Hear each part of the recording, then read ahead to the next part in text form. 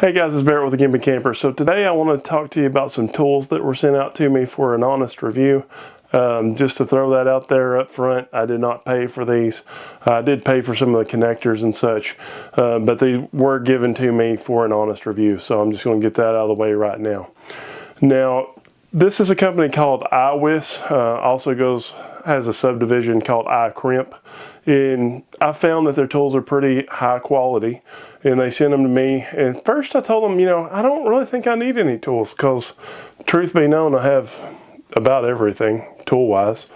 But then I learned what a Deutsch connector was. Do you know what a Deutsch connector is? Never even heard of it. So a Deutsch connector is a weatherproof connector that you can put on with the tools that I'm going to go over today on a wiring connection that's weatherproof. It just clips in, clips out, similar to a lot of the ones that come on like automotive type stuff.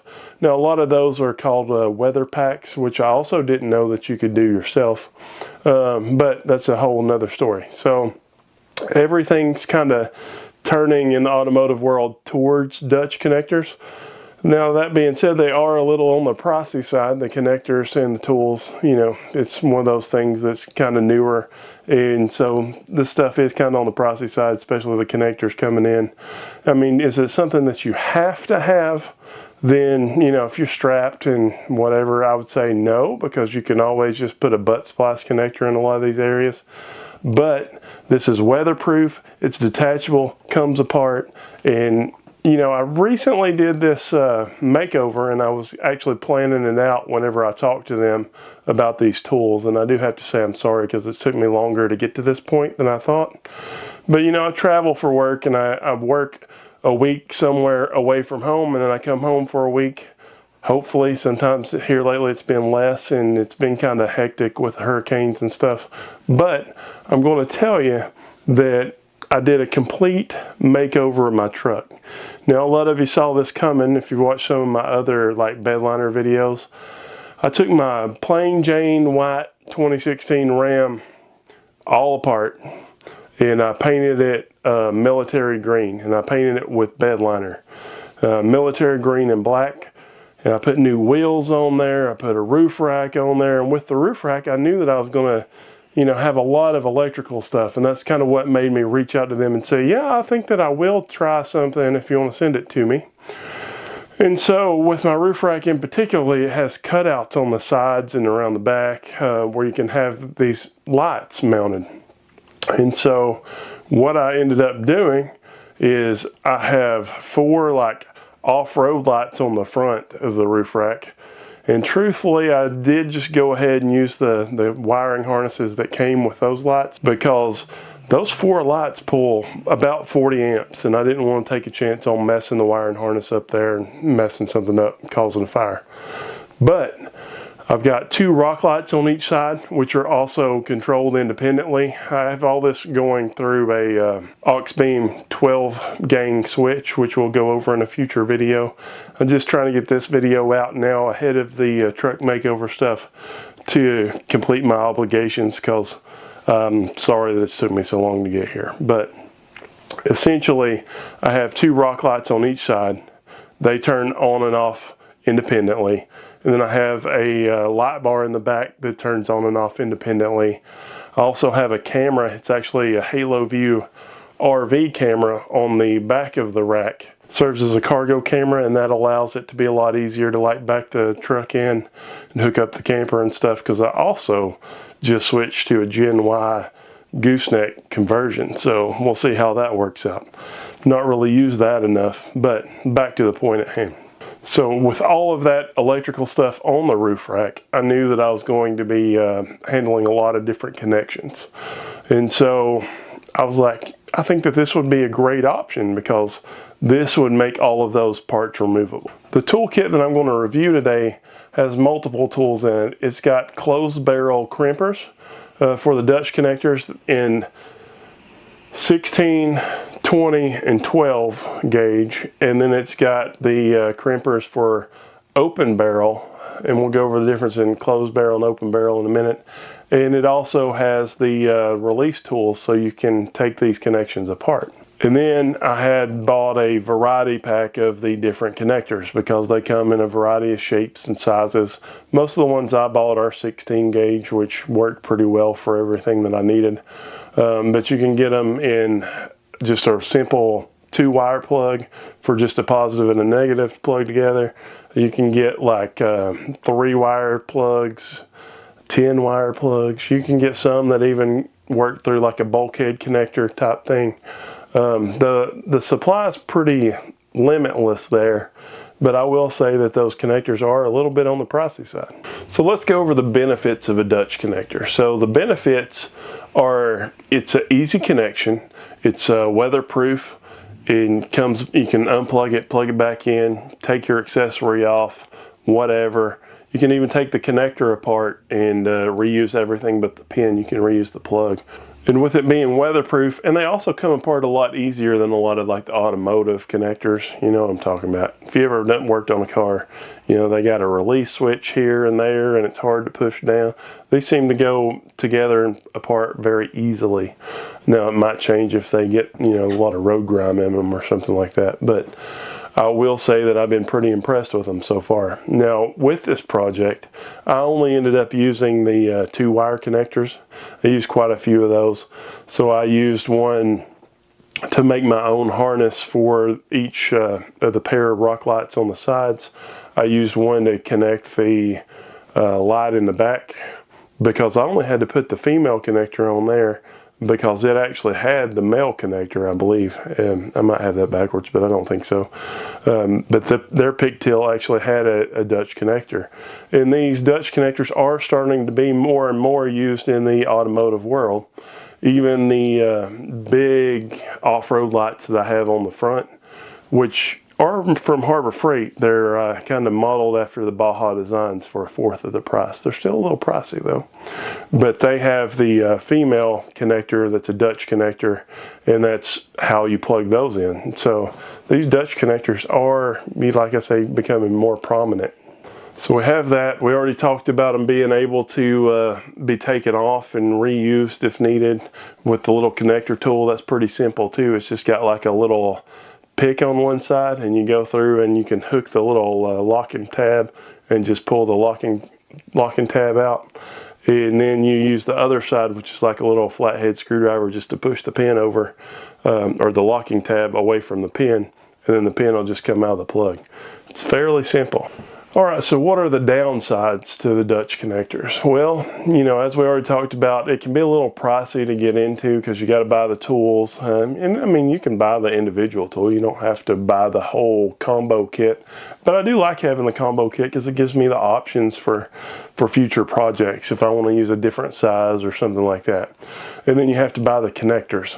On top of buying the stuff, the only other negative that I can really find is that I did have quite a bit of a intimidation factor when it came to using these connectors. And I've done quite a bit of wiring stuff. You know, you've seen videos of me doing wiring projects in the camper. I mean, I'm not the smartest and greatest, and I'm not the best at it, but I've never had any issues thus far. I really need to find some wood to knock on. But I will say that, you know, just because there's so many parts to the connector with the pins and each side of the plug and the locking tabs, for me it was a little anxiety producing. I started off with 2 longer pieces, cut them in half, so that way I had 2 positives, 2 negatives, so 2 red wires, 2 black wires. And then I stripped the end of the wires off, and that way I could just use this for practice. So like I say, you can reuse the plug, but you're not going to be able to reuse the pin. So you are kind of sacrificing something, a couple of the pins on each side just for this process to learn it. But to me, that was better than kind of trying to start the process that I had no idea what I was doing, if that makes any sense at all. So let's go over the difference between the open barrel and closed barrel pins, because that's the pretty basic thing that you need to know when you start this. So the closed barrel, or it's like it says, it's closed barrel, so it makes a whole circle around the wire. So it's like a cylinder that the wire goes inside, and the crimper tool crimps that down around the wire. It's a solid connection. There's no better way to do it, in my opinion. The open barrel actually has like a couple of little forks on each side, so when you crimp those down, they just kind of pinch it in a couple of different spots there, which for most things is probably adequate, but it's not as good as the closed barrel, and so that's why I would recommend those. So what we ended up using was all the closed barrel connections. And so we get the crimper. It's actually easier to do if you take the pin and you put it inside the crimper first, and then you put the wire in to the pin and crimp it down. There's also a tension selector on the side. And so that way, if you use a wire that's a little bit smaller, you can adjust the crimp there to make it a little bit tighter. That way the pin will still work. And I tried to use a 20 gauge wire once and I didn't have any luck because I didn't see the tension was over there. Once I changed that, then everything worked fine. Now you have to remember, if you use like a 22 gauge wire, I'm not sure how small of a wire you could put in that pin, but you have to remember that the current you put through it, you can't put the same amount of amps that you can use for a 16 gauge wire. Obviously, the pin will take it, but the wire won't, and then the wire will melt if you try to put too much current through. And whenever I say that I was doing a smaller wire, it was just to run the RV backup camera that I have set up as a cargo camera. Everything else I use 16 gauge wire on. All right, so the next step in the process here is to, like I say, we already stripped the ends of the wires, and you don't have to strip them very far either.